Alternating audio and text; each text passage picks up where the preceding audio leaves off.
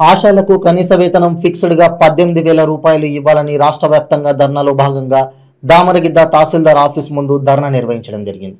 ఈ సందర్భంగా వ్యవసాయ కార్మిక సంఘం జిల్లా కార్యదర్శి గోపాల్ మాట్లాడుతూ రాష్ట్ర ప్రభుత్వం పీఆర్సీ కమిటీ చెప్పిన విధంగా ఫిక్స్డ్ గా 18,000 రూపాయలు ఇవ్వాలని డిమాండ్ చేశారు. అలాగే డిఏడీలు బిల్లులు ఇవ్వాలని అన్నారు.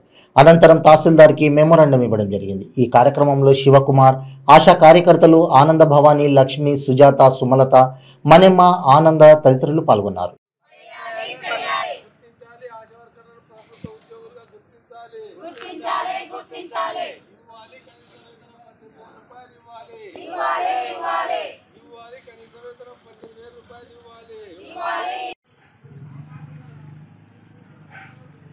తెలంగాణ వ్యవసాయ కార్మిక సంఘం నారాయణపేట జిల్లా కార్యదర్శి ఈరోజు గ్రామీణ ప్రాంతాల్లో పనిచేస్తున్నటువంటి ఆశా వర్కర్ల యొక్క సమస్యలు పరిష్కరించాలని చెప్పి సిఐటి ఆధ్వర్యంలో మండల కేంద్రాల్లో ధర్నా కార్యక్రమానికి పిలుపునివ్వడం జరిగింది. అందులో భాగంగా దామరిద్ద మండల కేంద్రంలో ఆశా వర్కర్లు తహసీల్దార్ కార్యాలయం ముందు ధర్నా నిర్వహించి వినతి పత్రం ఇవ్వడం జరుగుతుంది.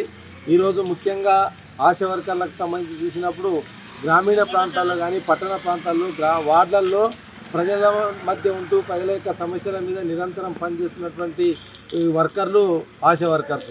వాళ్ళకు గ్రామాల్లో డెలివరీకి సంబంధించినటువంటి పేషెంట్లు ఉన్నా లేదు తదితర రోగాలు చిన్న చిన్న రోగాలకు సంబంధించిన టెస్టులు చేయడం, వాళ్ళకు మందులు సప్లై చేయడము, లేదు కాన్పులకు ఉన్నటువంటి మహిళలను ఆసుపత్రికి తీసుకుపోవడము, ఏ రాత్రి పడితే ఆ రాత్రి వాళ్ళు అందుబాటులో ఉంటూ సేవలు అందిస్తున్నటువంటి ఆశా వర్కర్ల యొక్క సమస్యలను ఈరోజు రాష్ట్ర ప్రభుత్వము పరిష్కారం చేయడం లేదు.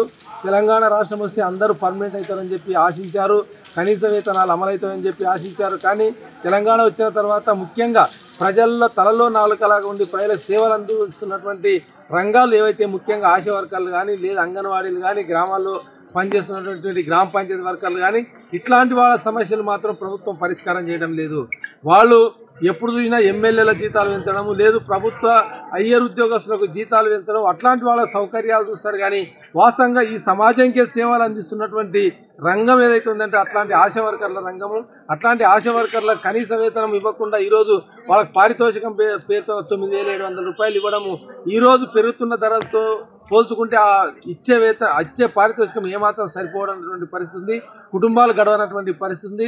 ఇట్లాంటి పరిస్థితుల్లో వాళ్ళు 24 గంటల్లో దాదాపు 18 గంటలు ప్రజలకు సేవలు అందిస్తున్నటువంటి వారికి ఈరోజు కనీస వేతనం 18,000 ఇవ్వాలని చెప్పి ఈరోజు సిఐటిగా డిమాండ్ చేస్తూ ఉంది. మేము